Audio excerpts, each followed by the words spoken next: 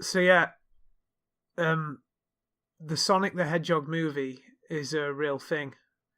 What do you think? I'm very, I'm very really, I'm really surprised that this has actually happened. Even though you would have thought that it was a prime target for a long time, wouldn't you? Because of all the animations. Like Mario. I mean, when did a Mario movie come out? Mario got. When did Mario really get popular? I mean, I guess when Mario became a sort of cultural phenomenon was when Super Mario Bros. 3 released, because it's not like the first game wasn't a fantastically popular game, and it's a great game. And then when 2 came out, it was really Doki Doki Panic from Japan, and they skinned Mario over. And it's a good game. It's not a bad game, but it became kind of infamous for being the weirdest sequel. And then 3 came out, and then there was the Wizard movie, wasn't there? Yeah, I've got the power glove. I'm so with bad. Lucas. Yeah, Yeah, with Lucas. he had every. Was it every Super Nintendo game or every NES game, or maybe both? And he had I the think power glove it might have been both, but because he was so bad. yeah, well, he definitely had the power glove, and you just know Yeah. that got all the girls excited because he was so But bad. yeah, so that wasn't. Yeah. That was kind of not that far apart from the game. And you think about Mortal Kombat again. That was, when was that? Like 93 to. You're thinking like Mortal Kombat 1 to Mortal Kombat 3. Well, I mean, if we include the game like Mortal Kombat, the first game, the arcade machine was like 92, but the movie came out in 96, so it was only a few years after. And of course, wasn't the Mario movie something like 1993 or something like that, or 94? I can't remember exactly. Let me check that actually. I mean, it's a bad movie for sure. Oh yeah, and maybe because it was such a bad movie, that's why there was never a Sonic movie. I mean, I'm sure there's some, lost history or some kind of development story of a Sonic movie that was going to happen before and then was, shelved. It ended up in what's called development hell. Yeah, it became almost like a vaporware kind of thing. You know, like that Superman movie that was going to star Nicolas Cage, and they even shot some. Well, they didn't shoot some footage, but they took some pictures of Nicolas Cage in a Superman outfit, and he was going to have a car. He was going to have Superman was going to have a car in this movie. What, like the Batmobile, but the Supermobile, which makes no sense because Superman can just travel anywhere that he wants. Batman relies on technology because he's not Superman. So it's just like, I mean, all I can imagine now is Ocasio-Cortez as like Supergirl hanging out with Nicolas Cage, and they've both got a crazy look on their face. that should happen.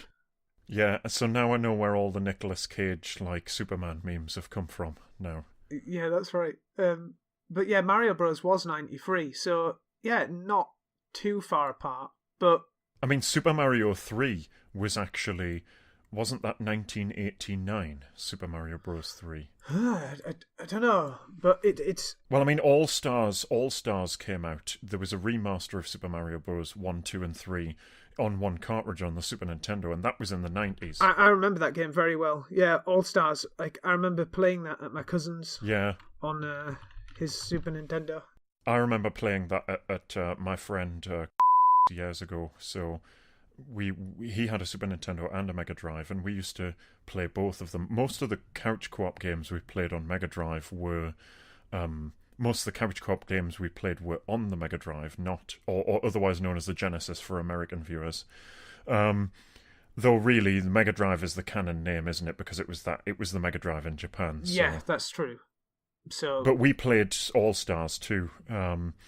So yeah, I mean, the Super Mario Bros. Movie was bad, and maybe that's why the Sonic movie took so long. But even though the Super Mario Bros. Movie is bad, there is something charming about its badness. I can't quite put a finger on it, but there's something charismatically bad about that film. Yeah, like you remember it. Like, what was it?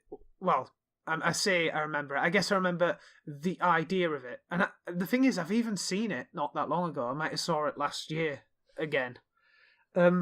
There's the like Evolvo Ray, or was it called? What was it?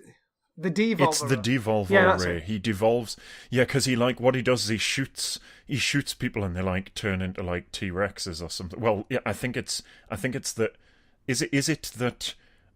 Yeah, but the thing is, he actually powers up his 2 sidekicks. He makes them smarter. So I think I can't quite remember. Is it just a Ray, or does he have a machine? I don't remember that. I remember the kind of like overall concept of that movie and the ridiculous images. Like it was Dennis Hopper, wasn't it?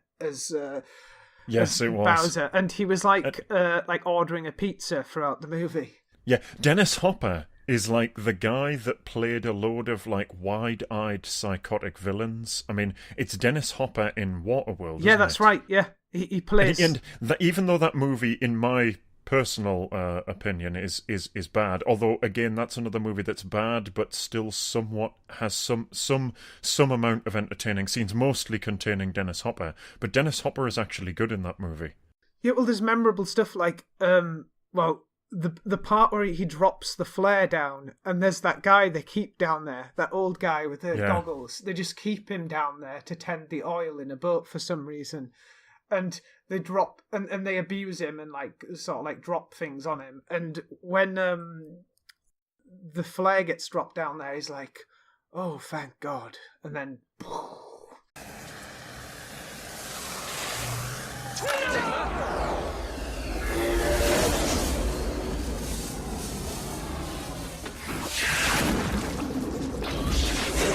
Oh, thank God.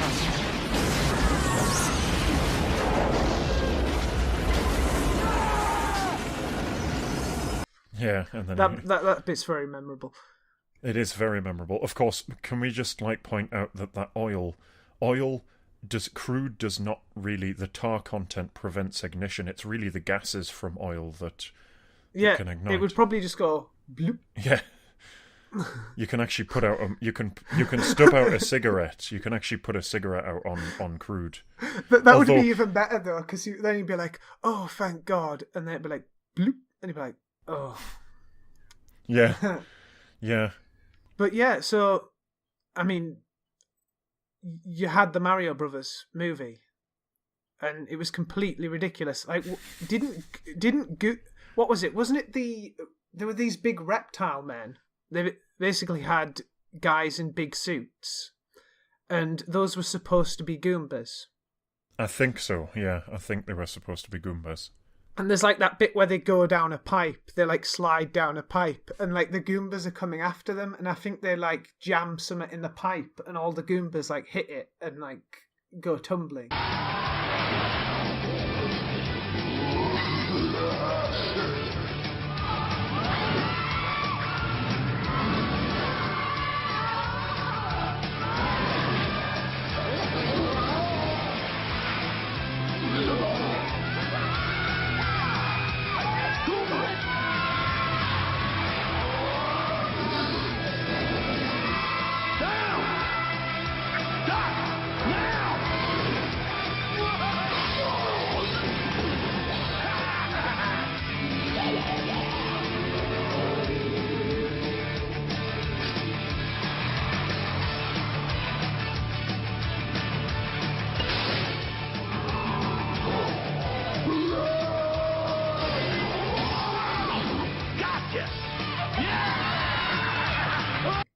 That kind of classic scene where people are sliding and they like put something in the way of the enemy, like in the second Indiana Jones movie, Temple of Doom, where they like they block the minecart. They like drop a log or something, don't they?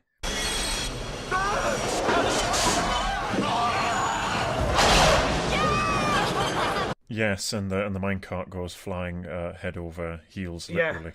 Wasn't there actually lava in Temple of Doom? There was actually lava down there. Yes, there's a lot of lava. Yeah, there's a lot of lava. There's a lava pit. Why would there be lava down there? I have no idea. It's not like a volcano. It's just like somewhere in India. I fucking love that movie though.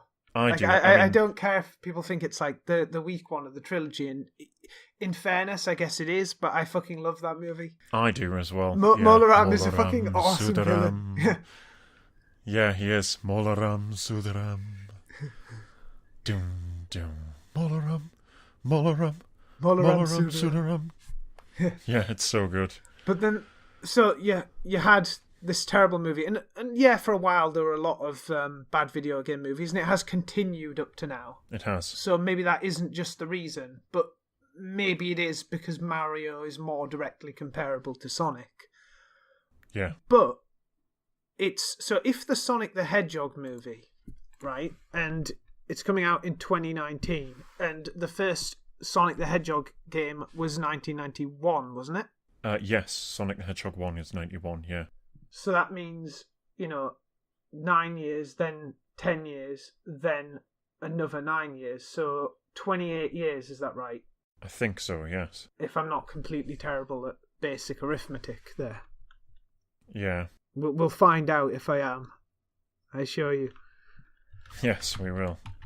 But yeah, I'm just looking up some more information about that. Sonic the Hedgehog movie. I mean, you've seen the initial poster where Sonic is like in the shadows and there's steam around him. I guess because he's been running so fast. Yeah, it looks. I think this very much has a look of trying to, especially if you look at his legs, it's as if they're trying to bring in some sort of like physiological anthropomorphism into his form. So he almost doesn't look exactly like Sonic the Hedgehog. He almost looks like what would happen if a man, a very small midget, and Sonic the Hedgehog fell into the machine from The Fly. And it's got this aesthetic of modern Sonic. Like I can just feel the like Dreamcast era onwards coming off this. But it's like worse. It's like it's almost like those kind of like deviant art furry pictures of Sonic. Yes, it is. It is. That is exactly what it is like. Like those kind of like fursona pictures where they draw pictures of like wolves, and somehow the wolves look very, very sexualized somehow because of the way that they're drawn. Like they sort of draw them in such a way that it almost looks like the body of a male model, but with sort of bubbly fat muscles, and then they'll add a few bits of fur here and there to remind you that this is supposed to be a creature that's covered in fur. It does very much have that. Yeah, it's like modern Sonic, but they've kind of anthropomorphized him and kind of muscled him up in a way that looks like fetishistic and weird. Yes, it does. I think that what they're going for is, okay, he runs fast, let's make his muscles look like a real sprinter's muscles. Right. But yeah, and the fact that he does kind of look like a human midget. Yes. Like gone in a blender with Sonic. They've gone in the machine from The Fly, like you said. Yeah. And that looks like there's something like scary about that. He actually looks scary. I think. I think there's a sort of disquietening quality, like a sort of an emotionally noisy quality to it that is somehow there's something sort of mildly existential about the fact that somehow he's part midget, and but he's got a fully animal-like face. I mean, it really is like a fursona. He's got small eyes, like beady eyes. His eyes are very beady, and he's got like the snout of a real hedgehog. Like I can just imagine him eating dog food or something. Not eating some chili dogs, but eating dog food, right? Yeah, just dog food. Like not even chili dogs, just literally like he like runs up to your garden and you're like your daughter Your daughter starts crying, and like your German Shepherd like starts barking hilariously, like furiously at him, and you kind of like open a small port on your window and like throw out some like pedigree chum or something, and he kind of like slips it up in his disgusting hedgehog snout. Yeah, and his little black nose is like bouncing around, going like sniffing and everything. Yeah, I even think his hands are wrong. His thumb looks too small. You know, like how a chimp's thumb. It's how its palm is extended, so its thumb is further away from its fingers. Don't tell me he's part chimp as well. I mean, that's just the worst combination. Yeah. Like chimps are really scary. Like yeah.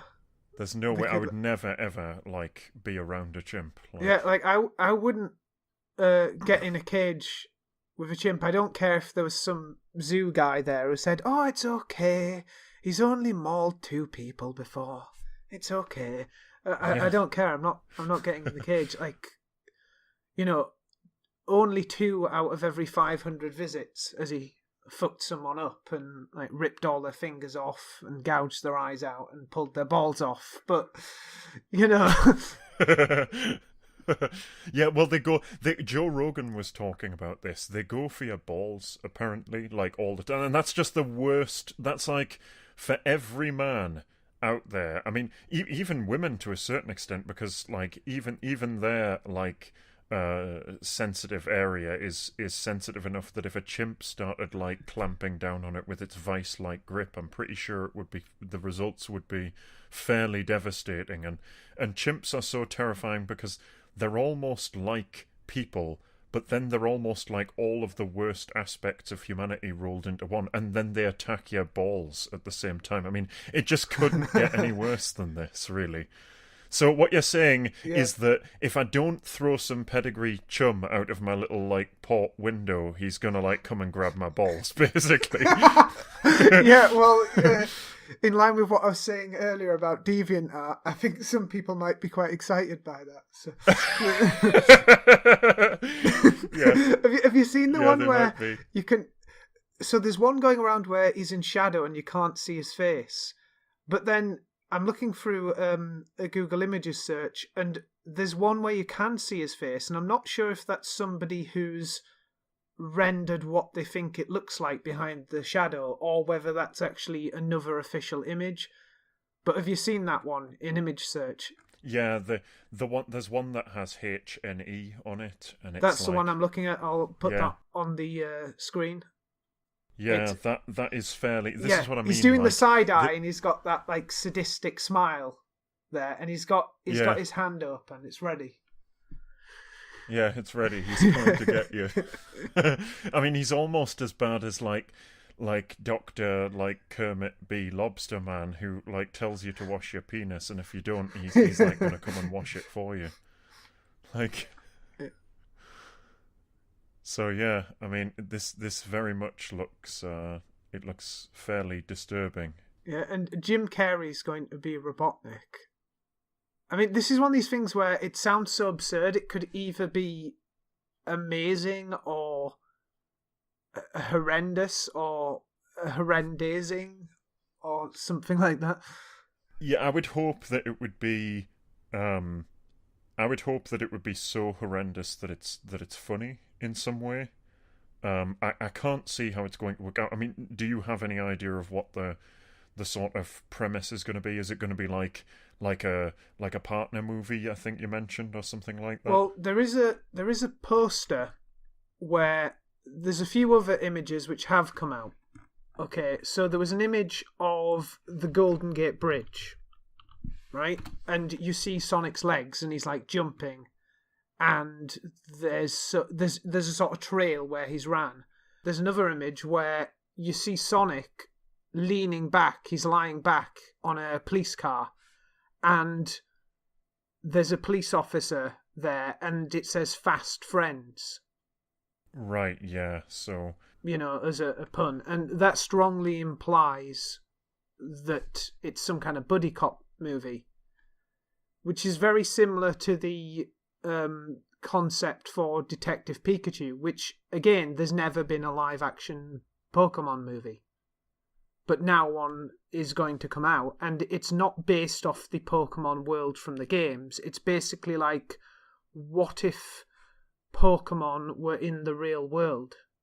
And then so it's almost this kind of like, almost like fan fiction crossover, which is, I think, what might have some people concerned, because, I mean, we see this kind of thing in the modern Sonic games where Sonic's carrying around just a completely like detailed human princess, and the implication of romance between this sort of essentialized design of like a cartoon character and then the sort of more detailed skeuomorphic design of a real textured world implies something a bit disturbing.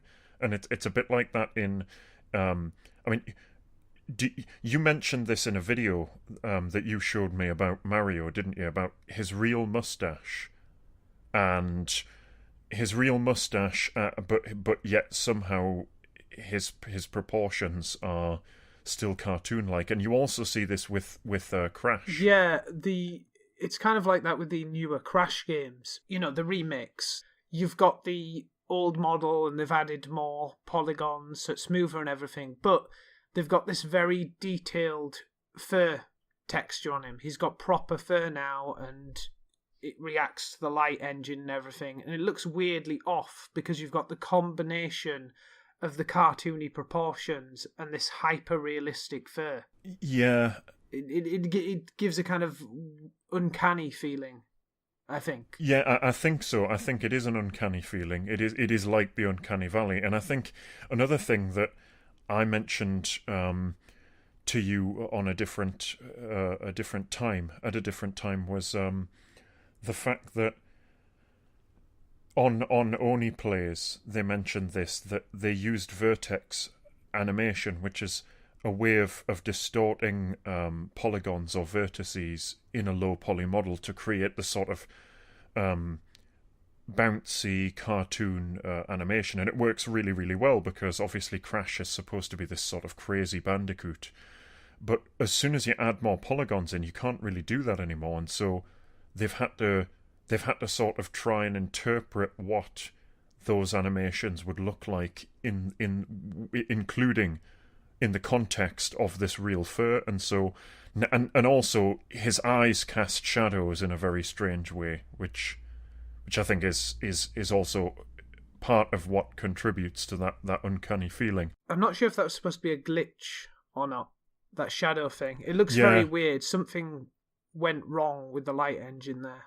Yeah, it's like when I look at it, I'm like, am I looking at Play-Doh? Is this fur made of Play-Doh, or is this person made of Play-Doh, or is it fur that's been ripped off a real bandicoot and like stitched into some Play-Doh? It's like it's not really doing it for me. I mean, the games are actually in some ways they're quite faithful, and they have done faithful recreations of the levels, and it's not that we're saying it's a bad game, the Insane Trilogy, but we're just saying that it's a bit uncanny. And I think Sonic, particularly in the now infamous Sonic 06, has... Well, it's worse for Sonic because all of Sonic's games are terrible. So right, yeah, except the classic ones. Well, okay, that maybe there are a few exceptions, the new games, blah blah, but I mean, I haven't played those. I've only observed all the terrible games, and as far as I can see, some of the games that people... What are some of the games people think are good? Wasn't there that Sonic Generations? Yeah, Sonic Generations. People think that's okay. It's like people... It tends to be the consensus is these games are okay. So you've had a run of really terrible games again and again and again, and then you've had some okayish games. Yeah, and it's really only since they went back to Sonic, the Sonic classic style with Sonic Mania, that you had a sort of, I suppose we could call it a kind of redemption after all of these really, really bad games. I mean, Sonic Boom was terrible. the way they redesigned the characters to be taller and more lanky, and it just looked very strange. Yeah, and what the fuck? Like Knuckles is like just a big bruiser guy. Yeah, he's physically massive. They made a cartoon of it, didn't they? Because it was a game, and then there's a cartoon. Yeah, that's right. And in the cartoon, the joke is supposed to be that he's actually secretly more sophisticated than he looks. Comes down to this one penalty kick. Can the young woman break the glass ceiling and prove once and for all that a female can be just as good an athlete as a male? You know, Amy, anytime someone calls attention to the breaking of gender roles, it ultimately undermines the concept of gender equality by implying that this is an exception and not the status quo. What? Just because I'm a meathead doesn't mean I'm not a feminist. Some people say the cartoon is good because it makes something of that, but, you know, your mileage may vary. I mean, the thing is, even if a modern Sonic game was good in terms of gameplay, that's not really what I'm complaining about. I'm not saying every Sonic game, apart from ones featuring the classic Sonic design, are inherently terrible. Right. It isn't as if there's some sort of inherent Gaia law or something, like some kind of like existential law that makes sure that any possible combination of modern innovations that you could apply to the Sonic franchise would be terrible. That's certainly true. It just happens to be the case that I think a lot of the modern... I mean, I haven't played them, so I can't criticise I them actually too much. have played many of them, not the very latest ones. Did you play the Sonic Adventure games? I did. And I don't really think very highly of those games either, although I do think that Sonic 06 is very much more terrible than the Sonic Adventure. Well, it's infamous. That one is particularly infamous for being the most terrible of all. It is. But I mean, even the Sonic Adventure games, I mean, again, I don't want to imply that any modern innovation would always be terrible, but I think there is something implicitly difficult about translating Sonic to the, into the modern format. And I think Sonic Boom, and not even just 06, even Sonic Shadow the Hedgehog had very similar problems to Sonic 06, and so did Sonic Boom. So I think so we're sort of seeing that a lot of that aesthetic that is associated with modern Sonic, particularly Sonic 06, and some of the aesthetics of what appear to be the kind of DeviantArt communities, that sort of aesthetic is bleeding over into the movie. For sure, it seems to be the case. Yeah, and I can now confirm that it definitely is, that it's a buddy cop movie. The sheriff, the character, is called James Marsden, played by Tom Wachowski, the newly appointed sheriff of Green Hills. Get it? Yeah. Who befriends Sonic and aids him in the quest to stop Dr. Robotnik. But the thing is, it definitely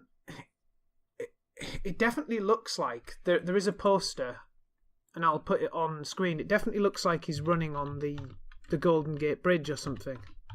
That's what it appears to be. So I think they are going with the real world location thing.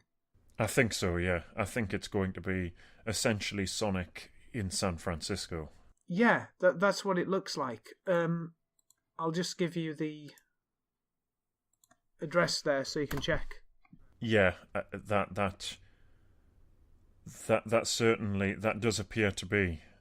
That seems to be the Golden Gate Bridge, right? It does. It either it's that or it is a location that looks very, very similar. That's possible. But you know that. But I think it just is. I think it really is just Sonic in San Francisco, to be honest. I suppose either way, even if it's a made up place, there is a difference between where the classic Sonic lore if you like, was supposed to be set. Yeah. Because Sonic is supposed to hail from the planet Mobius, correct? That's correct, yeah. I'm not sure if that's in the original game, because they actually made a whole manual behind the scenes of the original game to give more detail. That's right, yeah. Like, even in the very first game where, you know, it's just a 2D platformer and you run along and there's not really any cutscenes as such, is there? I suppose you can call certain things cutscenes in the classic Sonic games. For example, when Sonic gets on Robotnik's ship and goes up on his rocket, he chases him up and he's hanging onto the rocket because he's been on his what's that thing called, that zone in Sonic 2 before Death Egg? The wing fortress zone. Because it's similar to the flying battery, but it's called Wing Fortress in 2. That's right, yeah. And I mean, it does look different, but it's a similar idea. And he's been on the Wing Fortress and he gets onto his rocket because Robotnik's trying to escape, and he goes up into space and ends up on the Death Egg. So apart from things like that, apart from those kind of cutscenes, so to speak, you know, things just played out. You just played a game, and any idea of a story you could imagine was implicit in the design itself. It's just... That's correct. I have a term for this. It's called micro-narrative, where there's an implicit amount of narrative implied through the design and the series of events that occur through the player actually playing the game, which I think is often a good way to do things. And micro-narrative can be quite powerful because you can have this in... You can definitely have this in small games. It has it. Sonic 2 certainly has it, and Sonic 3 undoubtedly has it. Maybe even 1, but certainly 2 and 3 have that. And I think it's part of... It's almost part of what makes the newer games worse. And again, I don't want to create the impression that any innovation that you could apply, any modern innovation, couldn't be good. It's not like there's a law of physics that says if Sonic is modern, it must be bad. But also, to make one extra disclaimer there, we do realise that even the term modern Sonic is almost, what's the word, anachronistic at this point. It is. It's a very, even the term modern Sonic is very old, because modern Sonic has been modern Sonic for near on 2 decades now. That's correct. I mean, if you count the adventure games as the beginning of modern Sonic. Yeah, that's right. I mean, it is a very long time now. It's like that with The Simpsons. When you talk about modern Simpsons, it's The Simpsons hasn't actually been good for decades now. That's right. If you go on the general consensus that I happen to agree with, that the best of The Simpsons was season 2 to season 8, with some good stuff either side of that, and then trailing off into terribleness for decades and decades. Well, 2 decades. Well, I mean, there's essentially an image that we can put on the screen. I'll give you that image, which displays this perfectly without really even saying any words. You know, it's the classic: a picture can paint 1,000 words, whereas it would take 1,000 words to paint a viable picture.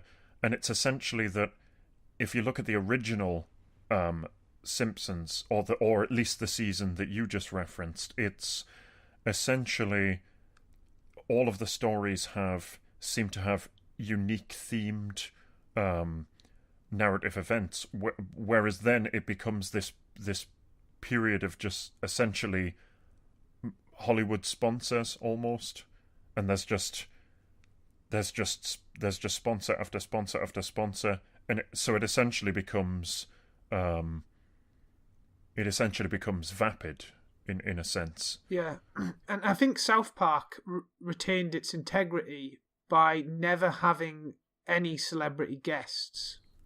Yeah, because there was the disclaimer at the beginning of the show: all celebrity voices are impersonated ... poorly, or something like that. Yeah, that's right. They would, if celebrity character, they were making fun of them always. They would never, because if you have someone on your show, you have an actual celebrity there. It seems like there's a tendency to tone down the jokes that are at their expense, and nothing's truly cutting. Right, yeah, so it just becomes light ribbing. It becomes light ribbing, that's right, and they would have celebrity guests in the sense that they would have a facsimile of that person, of that real-life person in the show, but they would just impersonate them, so... And they would destroy them. Yeah. Because they didn't have any celebrity guests, they would absolutely destroy them. Yeah. That's right. So, I think... But I guess I kind of wanted to just point out that... building on the disclaimer that it's not like we're saying that, or it's certainly not that I'm saying, I don't know whether I speak for other people here, but I'm saying it's not like it's impossible to have a Sonic game that was contemporary and of a contemporary design that to which innovation could be applied, and it would always be bad, just inherently. I don't think so. Yeah, I mean, the gameplay could be good. We're saying the design sucks. The design sucks, is bad, and I think ultimately, sucks. I think there's an idea though that I want to touch on, which is just this idea that, you know, the design sucks, but the question becomes, why does it suck? And people have this idea that it's sort of it's just that it's just nostalgia. There's this sort of idea it's just nostalgia, and I don't really think that's true. I think there's a nostalgia component, and we can point out that nostalgia itself is also not implicitly bad, because obviously age can add context to things, and we'll talk about that in a little bit, about why age can add context to things. But I don't think we think that we're of the opinion that there are actually reasons. We've talked about this before. We're of the opinion that there are actually mechanistic reasons as to why it really is the case. I really do believe I can make the claim that it really is the case that the classic Sonic games are genuinely classics in the sort of design sense, and the stuff that transferred into the 3D era is really of poor quality, and I think the reason for that is I think it's a sort of many causes of small effects type problem, where it's not like you can say the transfer to 3D was bad because one thing. It's more that there are a number of things that make it difficult, and some of it is that it's difficult to create the sense of speed implied in 3D when you have depth perception problems, and not end up creating, you know, instant deaths, which of course we've seen in Sonic 06 and in other 3D Sonic games. You either have to place it on rail tracks, and it's true that in the classic Sonic games there was always there were always segments where you would do a loop-de-loop, and, you know, there'd be sort of track segments almost, in a sense, like where you go across water in Sonic 3. That's correct. In Hydro City Zone, yes.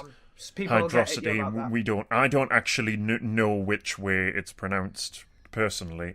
I always said Hydro City, but whichever one it is, yeah, that's an example of that, where there was an automatic activator where you go down a loop-de-loop and then you come out of that and then you go across the water, and you skim it. So it's a set piece. It's a set piece, yeah. But with 3D, you either have to essentially force more set pieces than there is actual gameplay, so that it's essentially a skate park grinder game. And I think a lot of that came out of this early 2000s skater kind of late 90s grunge, coupled with the sort of skater aesthetic, and that skater aesthetic is part of the early noughties, and even the music. It's almost like, you know, like ha ha, crazy taxi. You know, it's got that kind of like.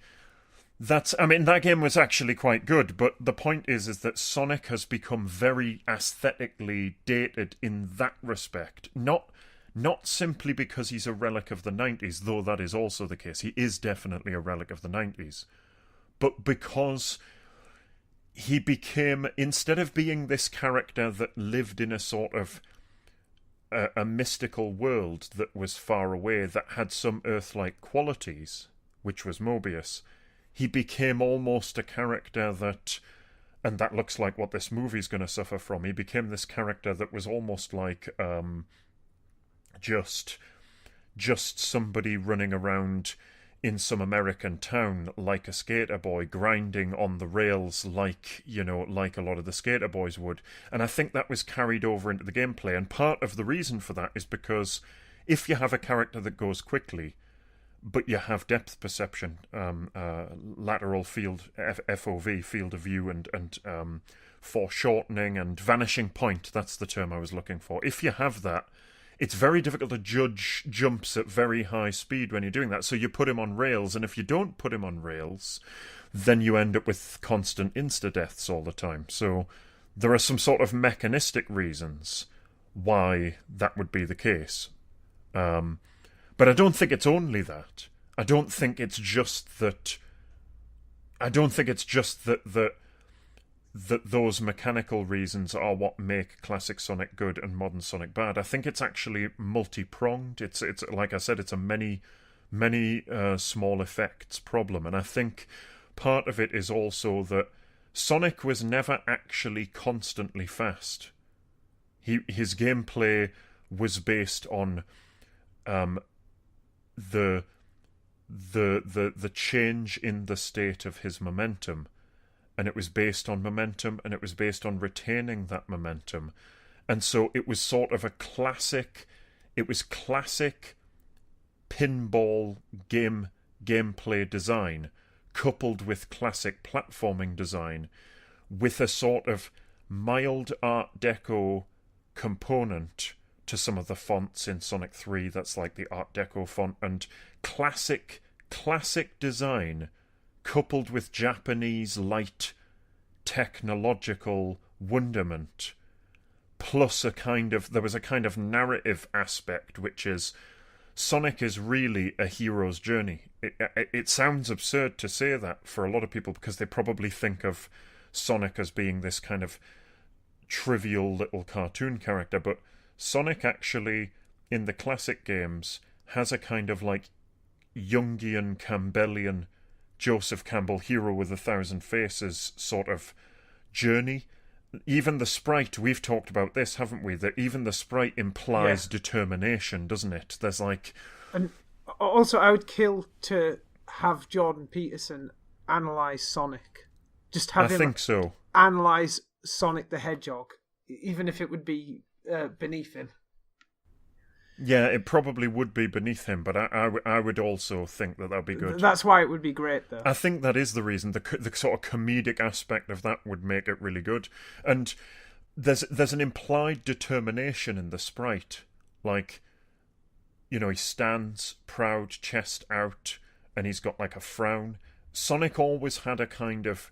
In some ways, there's a sort of light existential quality to Sonic. Because... You know, especially Sonic 2, where, you know, you go into, you follow Robotnik up into space, so you're on the Wing Fortress zone, and even though Sonic is very colourful, there's Emerald Hill and that's the first zone of the second game as opposed to Green Hill, the first zone of the first game. But even though it's very colourful, there's actually a lot of implied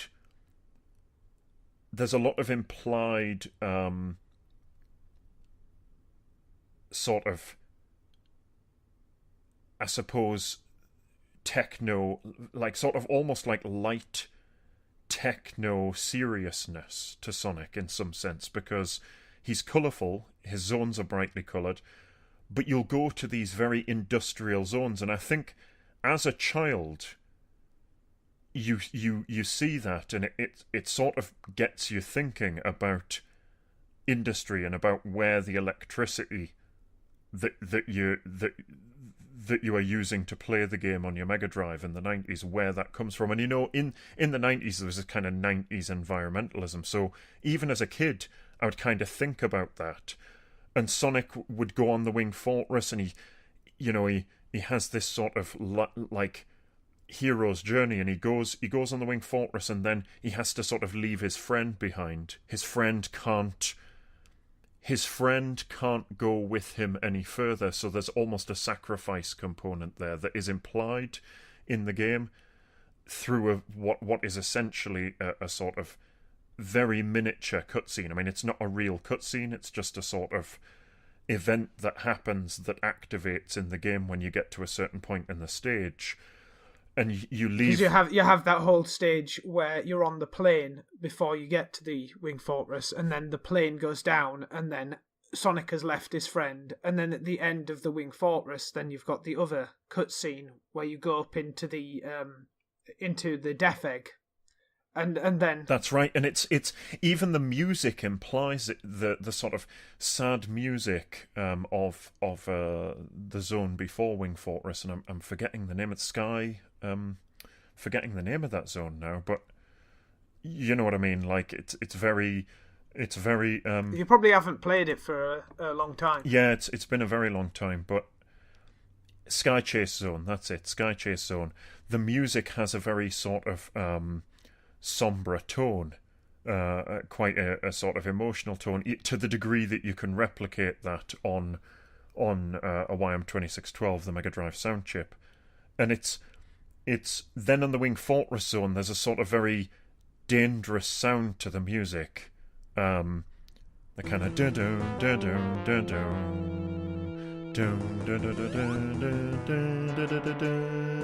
it's got a kind of like heroic sound as you like, especially as you like climb onto the spaceship, Robotnik's spaceship, his like space plane, his like rocket plane thing.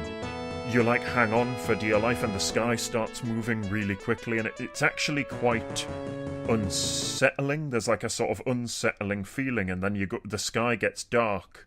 And I suppose in some ways space can remind people of a kind of existentialism. It can remind people of a sort of how limited we are and how small we are. So it's like, as a kid playing that, it really gives you a sense of perspective, even though it's just a little cartoony Mega Drive game. It's actually sort of mildly unsettling and mildly existential. And then you go on the Death Egg and the music gets even more unsettling.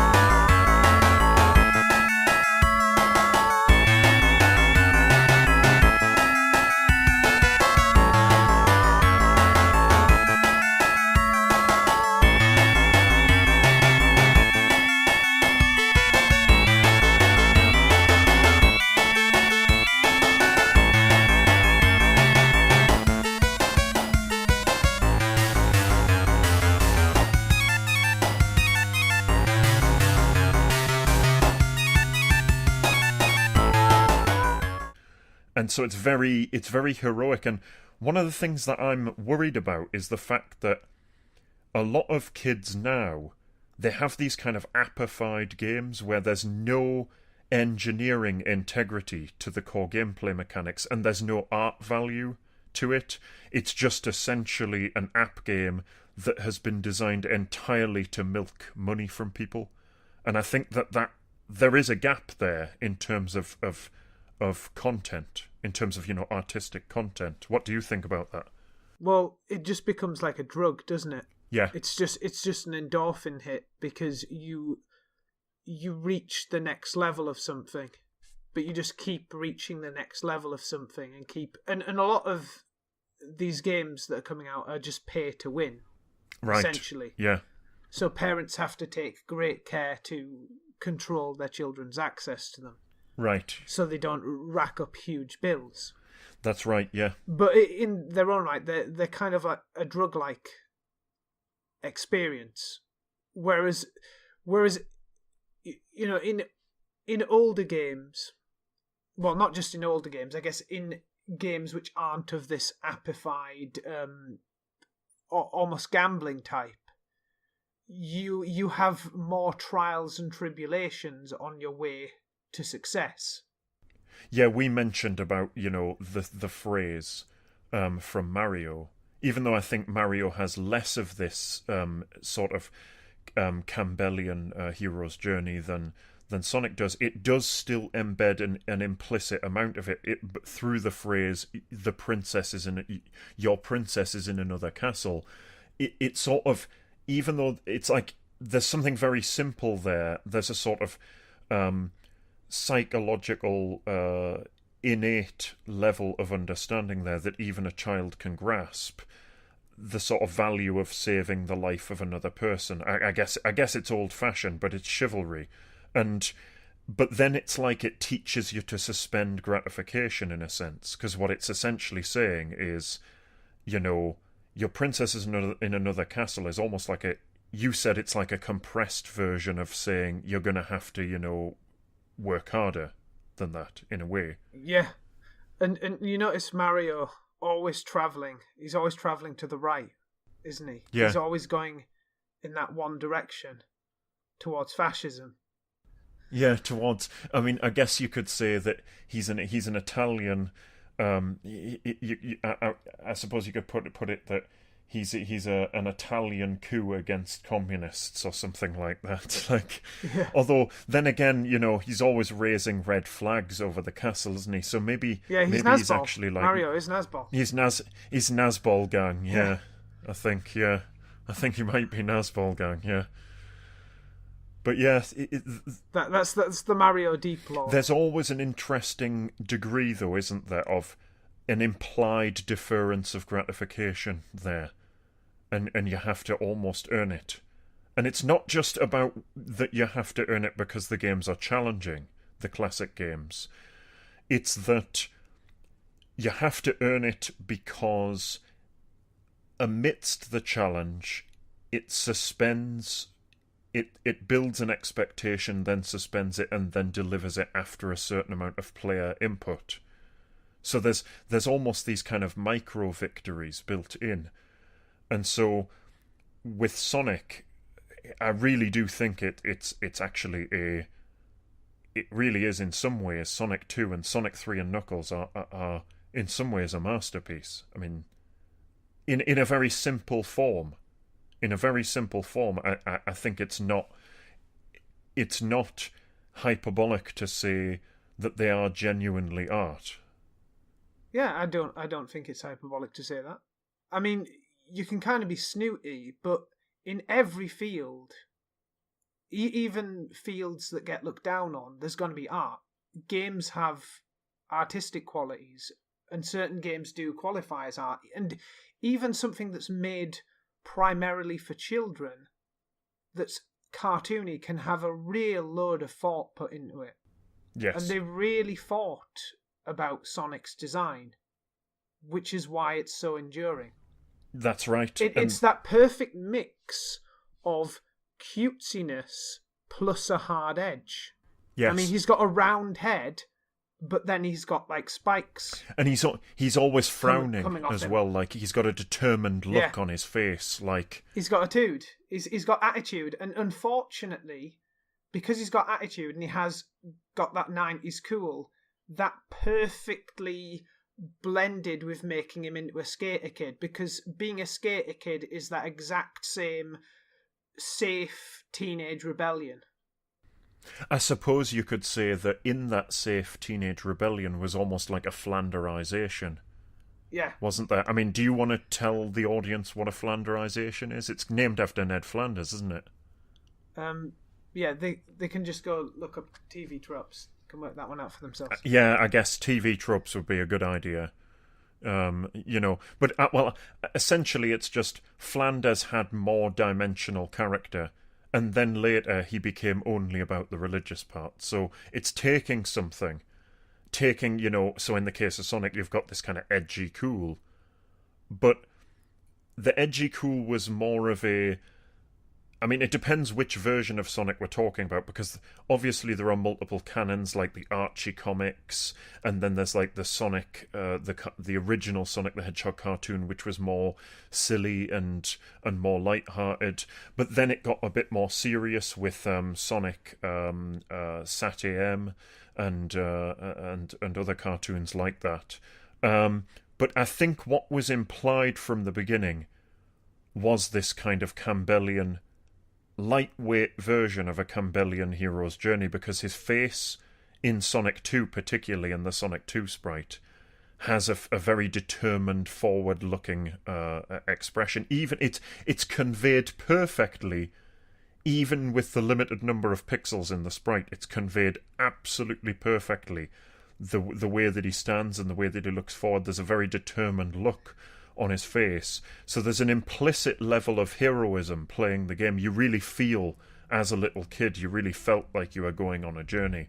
And his arms, they kind of by his sides, and he's got his fists clenched, doesn't he? Whereas yes, that's right. They kind of lost that with the Sonic 3 sprite. He's got these like weird big hands that are just kind of like hanging around there. And he's almost got a kind of derpy face as well, like in Sonic 3. Though we want to stress that we do think Sonic 3 is also a fantastic game and does have a lot of that heroic component, although it comes through in a slightly different way.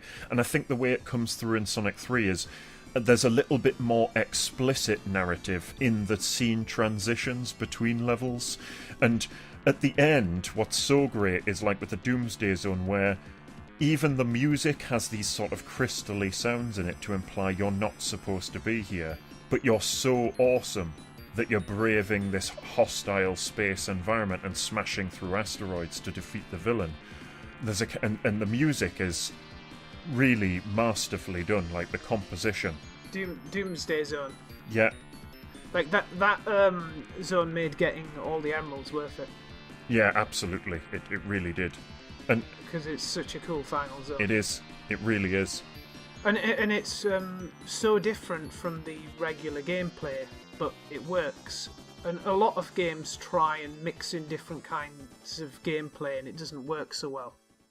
You know, there are always those games where you like a certain game, but then it has that one driving level that doesn't work. Yeah. Or like a lot of shooter games. I mean, that is kind of diverging from Sonic a little, but a lot of shooter games in the 2000s that were primarily based off shooting had like crappy driving levels and stuff like that. That's correct. They did. Like yeah. some James Bond games were like that, I think, to some degree. Yeah, they did to a certain extent. I mean, even the ones that were good, they often would have these rail tracks shooting levels. Yeah. That were bad. And I think that's sort of, you know, you see this in a lot of modern game design. In some ways, there's so much narrativization away from micro-narrative towards explicit cutscenes that it almost becomes boring. I mean, you know, it's like I think we would agree that if you had two identical games, Game A and Game B, with the same core gameplay mechanics, but then Game B had more narrative, it would probably be somewhat more immersive. So we're certainly not railing against story or anything like that, but there's a point where it trails. I mean, we've just spent a long time getting invested in the lore of Sonic the Hedgehog, so that should be obvious. That should be obvious, yes. Lore and narrative. But because we're talking about an implied narrative, it should also be obvious that we prefer a particular way of conveying that narrative. Right, we prefer a particular method for conveying narrative. And one of the problems with a lot of games, and we've sort of talked about this with regards to Rockstar, and I think you mentioned somebody's video who talked about this, where they'll have these long trailing, what are effectively cutscenes where you're riding a cart to a location to start a mission, and the characters will just not shut up. Like, honestly, like there are these almost Tarantino-esque, and I get it. Like, you want it to seem like these characters have just lived in that world, and they live in a world that you don't live in, and you want it to seem normal. But the problem is, you know, having seasoning on your food can make a great meal, but you don't want to just like. But when you go to season your like fish and chips, if you're an Englishman, and you go to season your fish and chips, and you shake the salt shaker, and the lid falls off, and it literally dumps all the salt on your fish and chips. It's not really that great anymore, you know. And then you invade India. Yeah. Because you're pissed off. Yeah. So yeah, I mean, ultimately, you know, there's this sort of rambling level of narrative, and some of that often controls gameplay in some ways. Like in old GTA, Rockstar, I mean, what was that mission you said about the car bomb? There's something about a car bomb, isn't there, where you can be clever? Well, there's a mission where you have to get this guy. He's in the Triad Gang territory, and normally you get in your car and you drive up to these bollards, and there's this street behind the bollards, and when you try to go and whack him, he runs away, and then he goes through another side of the street out to a vehicle, and then he tries to get away, so then you have to get into a car and have a car chase with him. But you can actually get the car. You can actually do it the other way around. You can actually find that car and then take that car to 8Bomb's facility, his garage, where he'll actually add a bomb to it, and then you rig it so that when you chase him, he gets in that car, and then it blows up and kills him. Right, which is very clever, because it means that you if you know about that, you can sort of have a huge modification to the gameplay. Whereas there's this trend now of sort of punishing people for being clever, where the moment you move off the rail tracks of how the developers wanted to make the sort of process of the mission occur step by step, if you break that step by step, the mission will fail. It will just auto-terminate, you know, so... Yeah, there are even things where there are elements in a game world that's supposed to be immersive and grand, and those elements occur outside of a mission, but because they're integral to some plot line that will occur later, you can't mess with them. For example, I don't have it, but a friend of mine has Red Dead 2, and I was playing that. And in that game, there's an Native American. Indigenous peoples, don't be a bigot. Yeah, Don't be a bigot. Indians. So there's some Indians, not even with the D, just like with the J, Indians. Yeah. We got some Indians out here. Got some damn Indians. Yeah, and I just imagine a load of like cowboys are like, we got some damn engines, and then like they like all cock their like repeating like Winchesters, and then the camera pans over and there's a load of V8s like revving. And yeah, so you've got this camp, and they've got their little teepees, and you can't go in and wreck their shit. You can't wreck their party. You can't wreck the peaceful like pot smoking Indians. You know. That's such a shame. You can't shoot them. And normally when you're in a town, you can still get your gun out and shoot people. You can talk to people, or you can be an asshat and shoot people, and then they'll all come after you. But if you go to the Indian encampment, you aren't even allowed to get your gun out. Right. And you just go there and you think, oh, awesome, I can be a bastard. I can just go and commit genocide. And no, you can't. you got to be a good boy. You've got to be all lovely about it. Yeah. Yeah. And I mean, it's probably the reason for that is probably I haven't played in the because I don't own the game is probably because there's a later storyline where you meet up with those Indians for the first time in the story, and they didn't want it to be that you could go up there and like shoot them up, and then it would somehow that contradicts that later in the story that you go there and they're all fine with you. And I feel like they're doing this thing where they're putting their story first and they're limiting what you can do in the gameplay in order that it doesn't logically contradict their story. Whereas to me, they should be separate. I mean, the best... I mean, I'm not saying Rockstar can't do good characters and they can't do good stories. I always thought in San Andreas, like, the betrayal of CJ by Big Smoke was a pretty epic tragedy. Yes, I think so. Because you grew to like those characters because they were in your hood and you'd come back from the East Coast. Yeah, and I actually liked Big Smoke because he seemed like the sort of... He almost seemed like a sort of Big Brother gangster, like a kind of Big Brother, like he would look after CJ a bit, like he was kind of the big... He was a wide boy, but he was kind of the bigger, tougher guy compared to, you know... Hence the name Big Smoke, you know, so... Yeah, and there was the other guy with the hat and glasses and who was smoking all the time.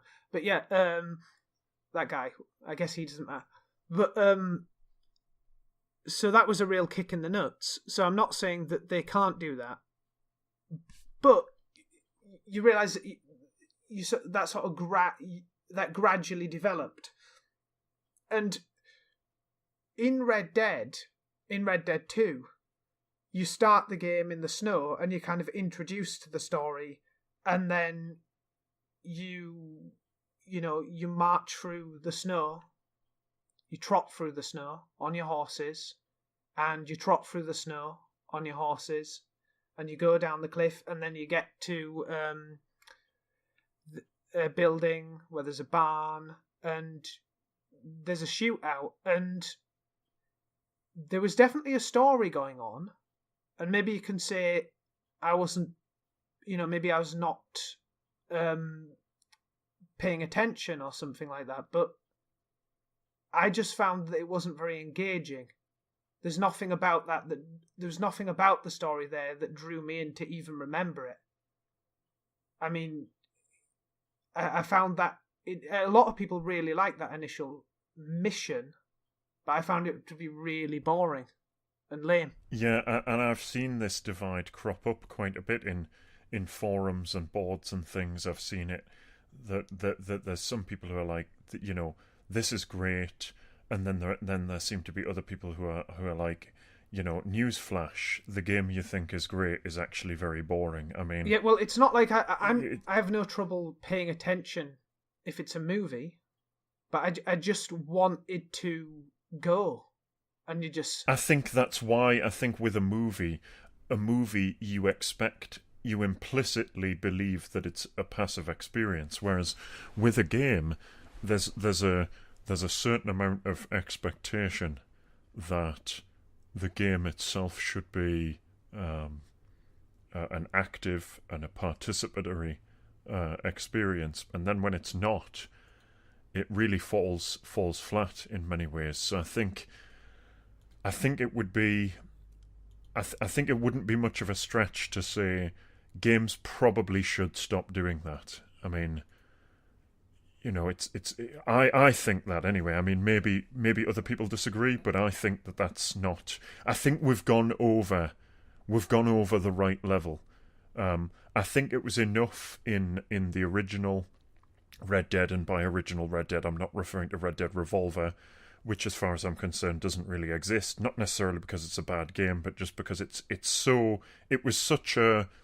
wasn't really a huge critical success like Red Dead Redemption was.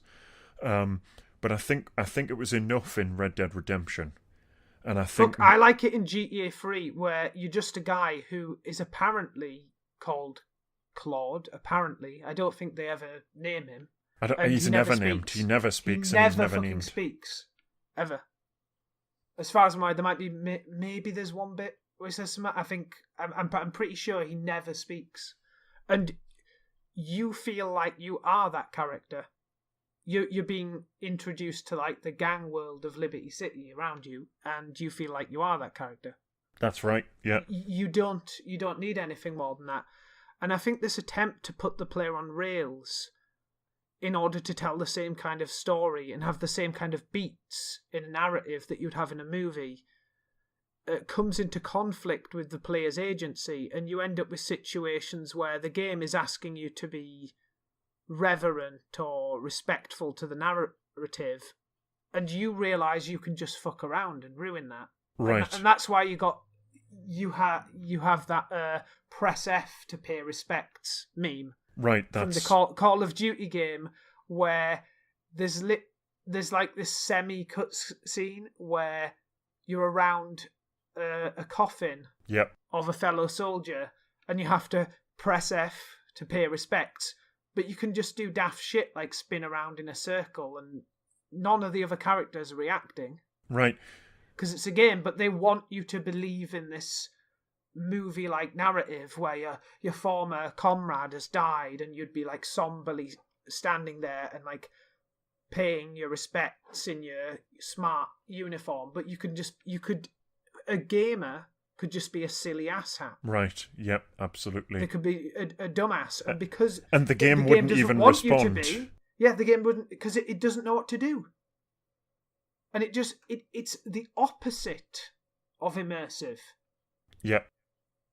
Because they're asking you to do one thing, but then giving you the tools to completely wreck it. Right, and that is... And if they didn't give you those tools, it wouldn't even be a game. That's so right. It's the and worst I think of both it's worlds. because it's the worst of both worlds, because they're assuming that's the right... you've hit the nail on the head. It is the worst of both worlds, because there's an assumption that it would be more immersive by making it Hollywood-like in some way. But what it actually ends up doing is creating a kind of conflict where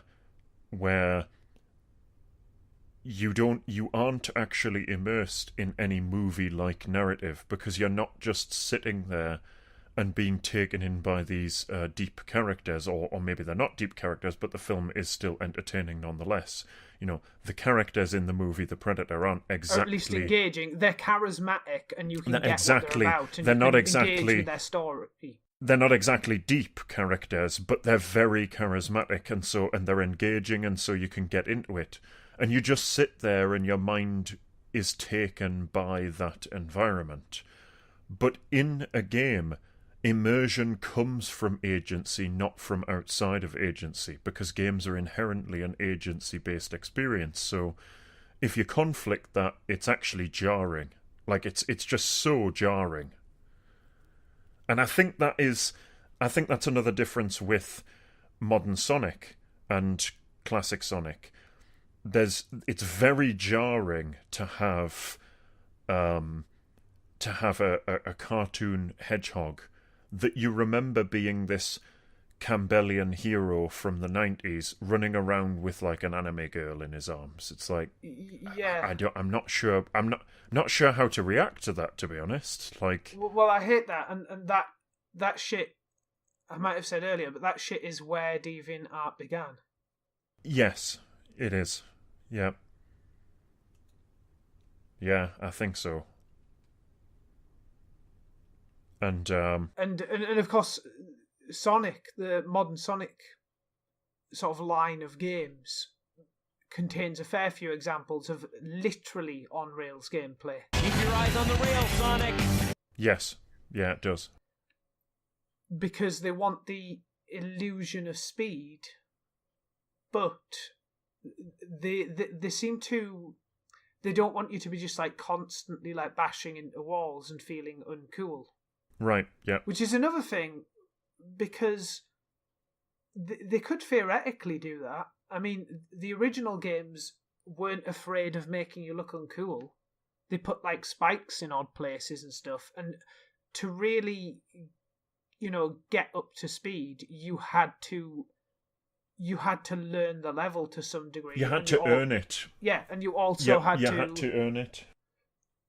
you had to react quickly. You have to have fast reactions to get the fastest time the first time and not fuck up at all.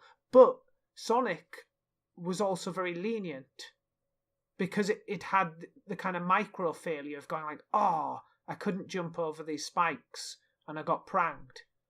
But unlike, say, Mario, which has a different style of gameplay, you didn't permanently lose a certain amount of health.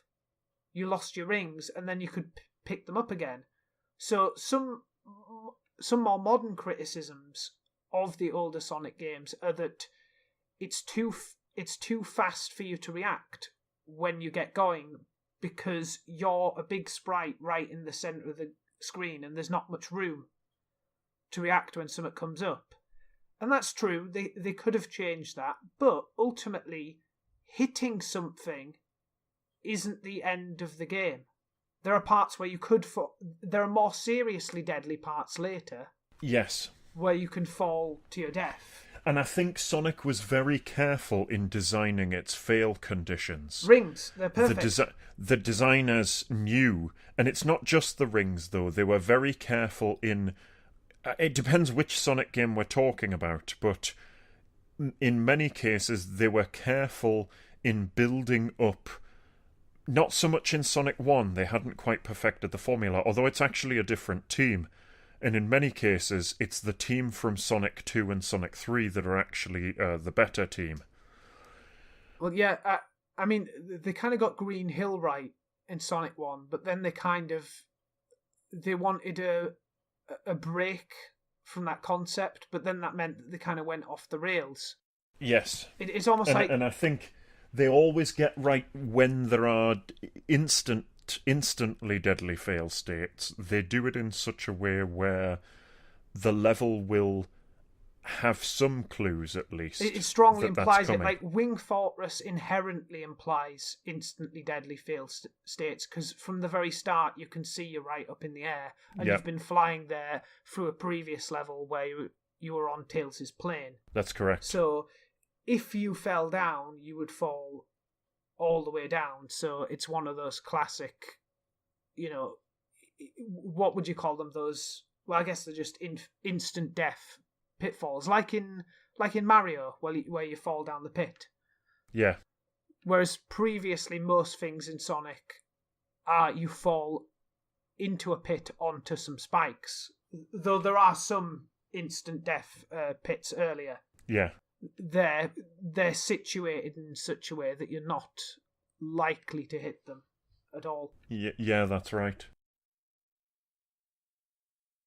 And I think Sonic also, in its design, classic Sonic had another positive aspect, which was the micro failure was that you could be more efficient in how you combine your jump with a ramp to boost speed. You can jump boost and such and build up in actually very high speeds and keep doing that. This is what speedrunners do, although some speedrunners use glitches too. And I'm not just talking about the tool-assisted ones, I'm just talking about collision checking glitches and things like that. But some of them, they can build up, some of the natural ones that don't use glitches, they can build up a lot of jump boosting. And in Sonic 2 really isn't credited enough with perfecting the formula of higher routes. Routes that are higher up in the level are fast, and routes lower down are slow. And that's obviously exemplified in Aquatic Ruin Zone, where falling down at the bottom comes with the micro failure that you'll have to endure a water level, and going along the top has the sort of micro victory that you won't have to endure a water level. So it's actually kind of, they've thought about that to a certain extent. Whereas a lot of what makes a boring game is where there's a kind of task you have to do, but it's very far ahead of you, and there's no sort of micro reward, micro failure structure.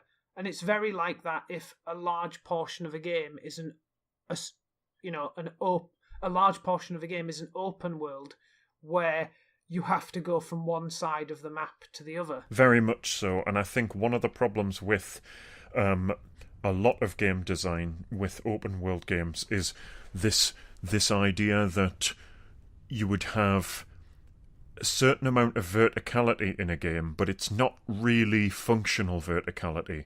Even if it's aesthetically the case that your character is slowed down because of some rage motion engine or something like that.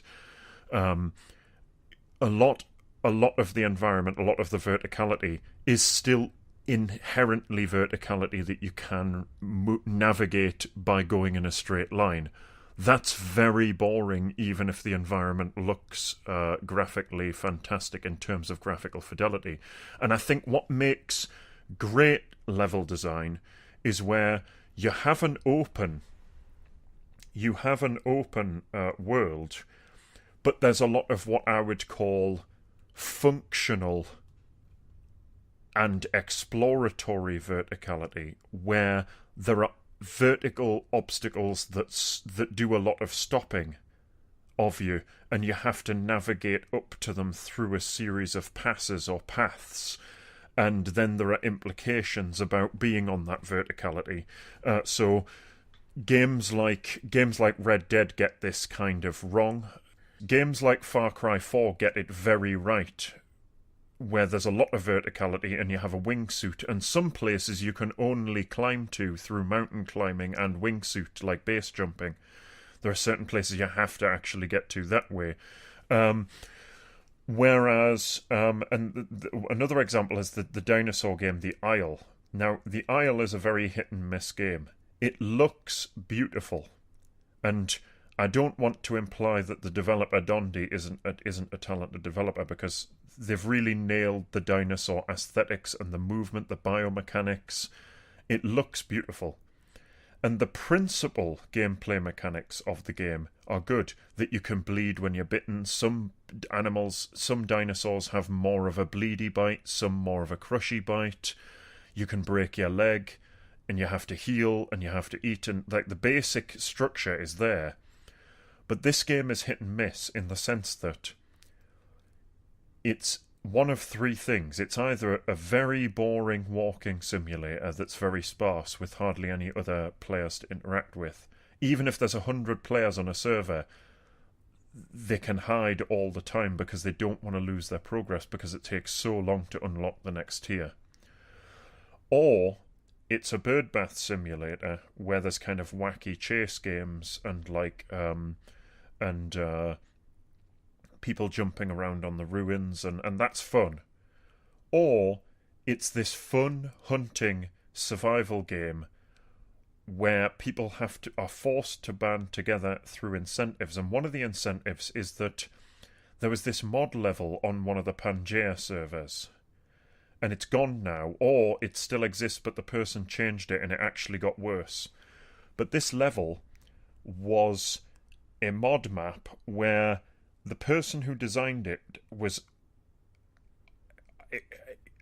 either a genius or it was luck, but the way they designed it was amazing, because what there was essentially this giant basin that rose upwards as if atop of a very large volcano that was flat on the top.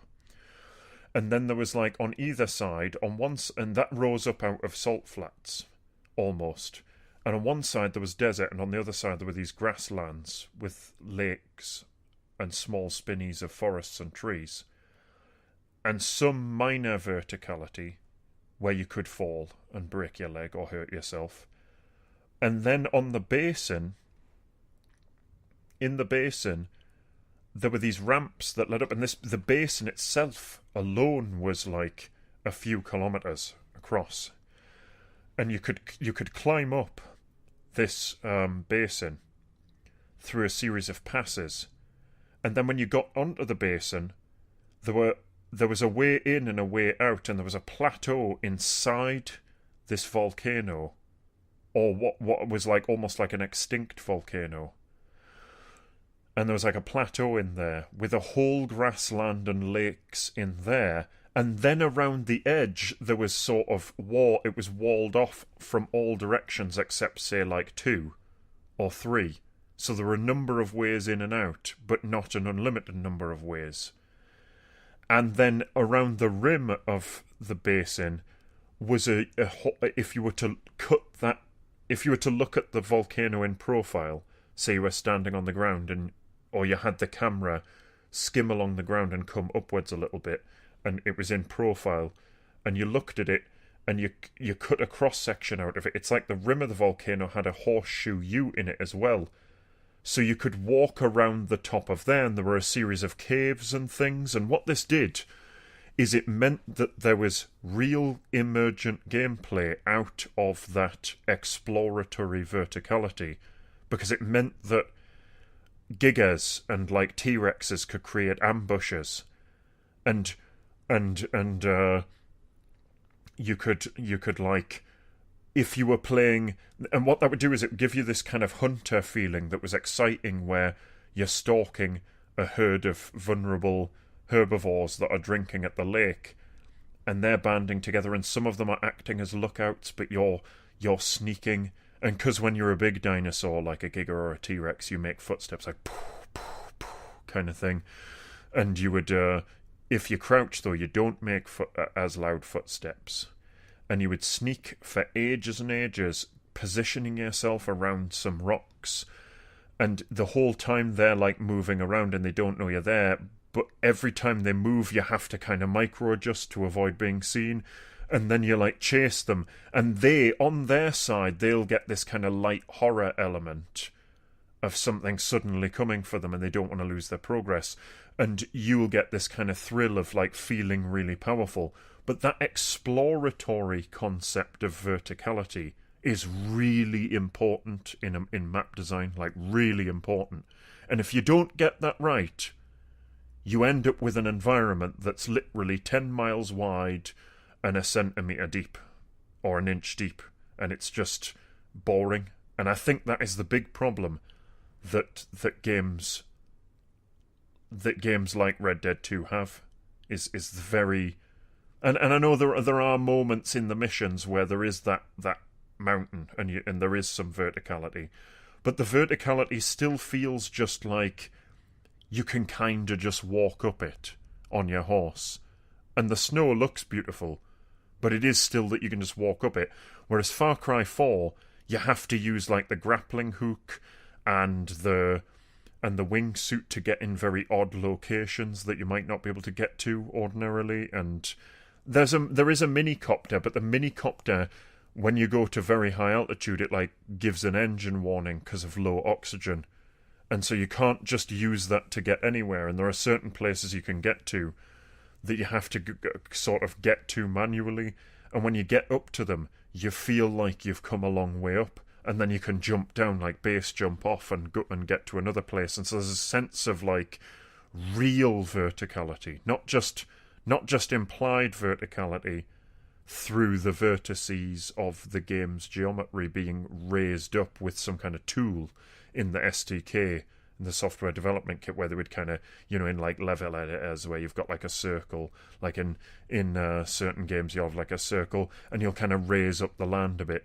No, there's a real sense of actual like deadly verticality that is there. And I think that you have to get that right. And if you don't get that right, then it's boring. It's the curse of open world games. They always want to make them bigger and bigger. Yeah. But they just become emptier and emptier. And eventually programmers, they have to put a lot in these games as it is. But if you make the game map bigger and bigger, they kind of reach the limit of their, they reach the limit of their mental stamina. Yeah, I think so, yeah.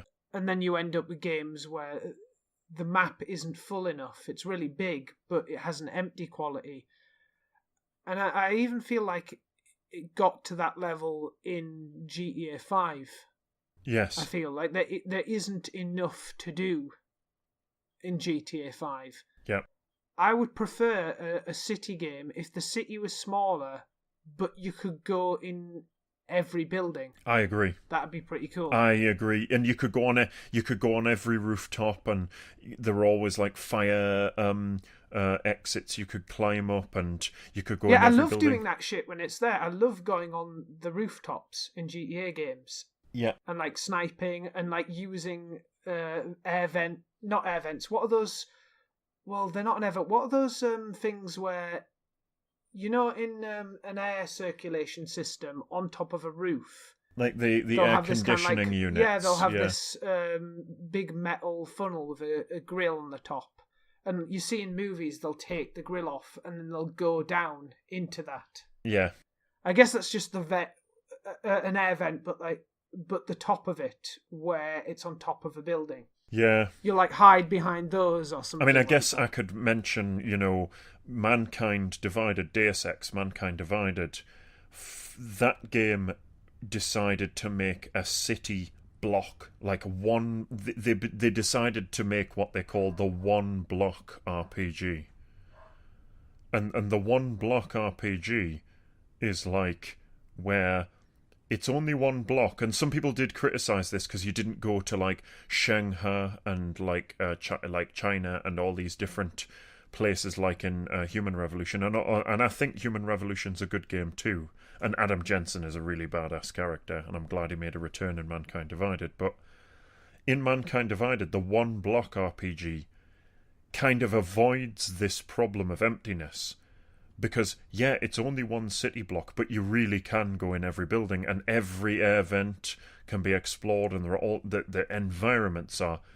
There's about like 4 or 5 different ways to get into nearly every single room, and some of them involve brute force and some hacking, and that complements the RPG character development aspect of the game, you know, because you have a certain amount of Praxxis points to spend, and you can build your character to be kind of ultra stealthy with, you know, light bending cloak, and or you can build the character to be a tank, or you can build the character to be a hacker, or some sort of balance of those. And it means that there's a lot of content in the game, even though the map would be considered, I think, by some people's standards, it would be considered anemically small by modern standards.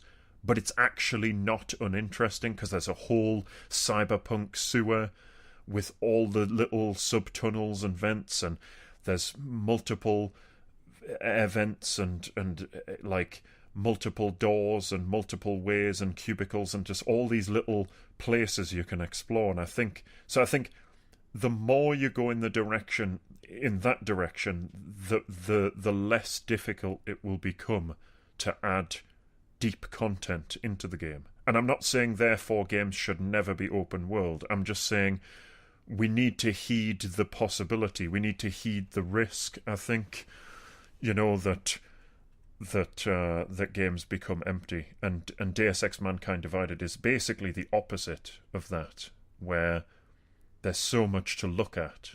Yeah. I think we've been talking for about 2.5 or 3 hours now, so I think we should. Actually, it's 1:34, but I think this sounds like a good place to sort of chill down. Yeah. If you want to check out my friend's channel, you can find him at. It's YouTube Praxxis with 2 X's, but I'm not sure what the actual URL is. We could put that down in the low bar. Although be warned, although this off the cuff is more light-hearted, which is the entire point of these episodes, most of the content on our channels has a more serious tone most of the time, and that's why we do these sort of let the hair down episodes, I suppose. Yeah. And did you name your channel Praxxis after Praxis points from that game, or like political practice? I actually didn't know. It actually comes from more like the political term. Some people might think that it's the moon Praxis from Star Trek 3. Right, yeah. Oh, actually, sorry, was it not Star Trek 3? No, it was... hang on. what is the incident? Three- was that called three is was the it one- the Praxxis? What's the incident in 6? It's the where moon. it blows up. I'm not sure about that actually. Then, because it's been a while Yeah, since. yeah, it is. It's been a while that's since Star I've Trek seen 6. these Star Trek films. It is. I've just looked it up.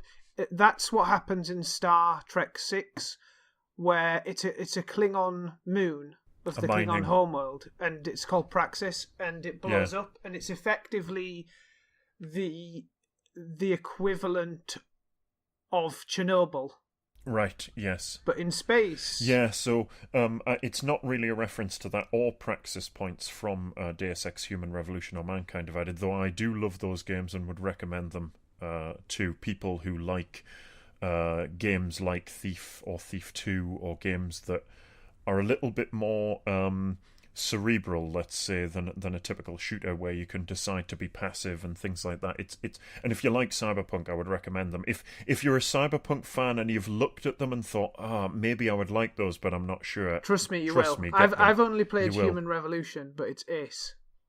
It's ace. great It game. is. It's really good. So you should get those. My name is more of a reference to the political idea of praxis, which just means the practical application of theory, which is probably why Mankind Divided and Human Revolution used the term, because it's literally like you are a cybernetically enhanced, cyborg, and so you have the practical application of improving your cybernetic enhancements. So I guess. Well, yeah. I mean, more generally, it's just when you actualize some kind of theory or skill. Yeah. So praxis could be used in a political context, but it can also be used in a more general context as well. It can, yeah. The thing is, the reason I mention it is that you might not stay with that channel. That might be the case. I mean, my other channel, I have another channel. I don't want to say what the name that I have for yet another different channel would be, because somebody might take it. Because you might not be moving over. I might not be moving over, Yeah. but ultimately, if people do subscribe and then I move over, what I would do is I would put out a video on the old channel announcing that move over with a link, or something like that. For the near term, for quite some time, I would expect, actually, you'll be Praxis. Yeah. And that's correct. You're doing a guest video for my channel at some point, so expect that at some point in the next 10 years. Yeah, in the next 50,000 years. Yeah. Yeah. Yeah. Okay, well, that's it. Go away now. Bye. Fuck off. Fuck off, cunt. Go back to your stinking hovel, you piece of shit. Yeah. Right. The end.